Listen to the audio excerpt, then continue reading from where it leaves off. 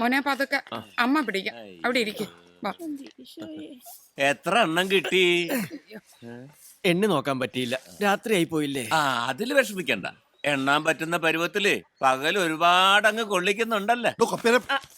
അല്ല മണീനെ എങ്ങോട്ട് വിളിച്ചേക്കട്ടമ്മേ? അയ്യോ, അത് പറയാൻ മറന്നുപോയി. അവനേ മാമച്ചനെയും കൂട്ടി ഒരു പെണ്ണ് കാണാൻ പോയിരിക്കുക. ഓ, അപ്പൊ ഉടനെ താമസം മാറിയില്ലെങ്കിൽ ഒരു പെണ്ണിന്റെ മരണം കൂടി കാണേണ്ടി വരും. അയ്യോ തല്ലല്ലേ വിജയ, അങ്ങനെ ഒരു കളിത്തമാശ പറഞ്ഞതല്ലേ.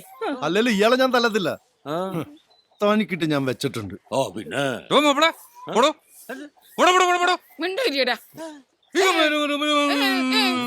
അമ്മച്ചിയെ തല്ല് വാങ്ങിക്കൂട്ടാണ്ട് അപ്പനെയും കൊണ്ട് പോക്കോ, ഞാൻ വന്നേക്കാം.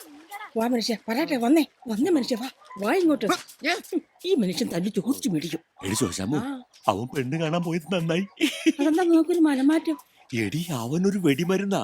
കെട്ടാൻ പോകുന്ന ഒരു തീക്കൊള്ളി കൂടിയാണെങ്കിൽ അതോടെ ഒരു ചക്ക വീഴും.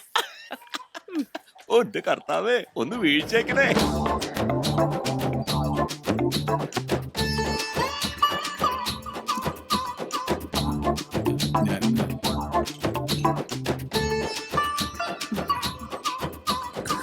ചക്കമണിയനെന്ന് പറഞ്ഞാൽ വെറും ചക്കയല്ല, നല്ല ഒന്നാം തരം വരിക്ക ചക്കയാ ജലജേ. ഗൾഫിലാ?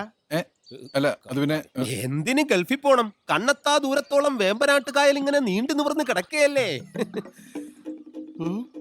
വേമ്പനാട്ടുകായലോ?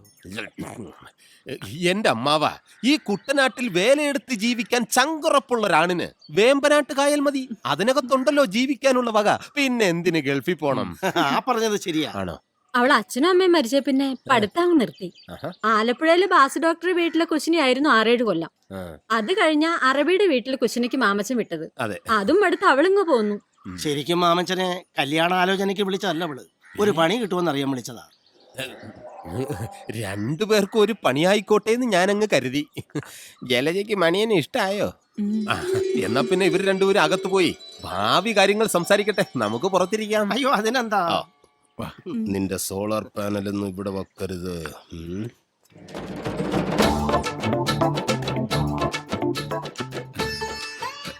എന്നെ ശരിക്കും ഇഷ്ടായോ? ഇഷ്ടായി. ശരിക്കും ഇഷ്ടായി. എനിക്കും ഇഷ്ടായി. ഞാൻ ഒരു കാര്യം ചോദിച്ചോട്ടെ? എന്താ? ഒരു വരൂ.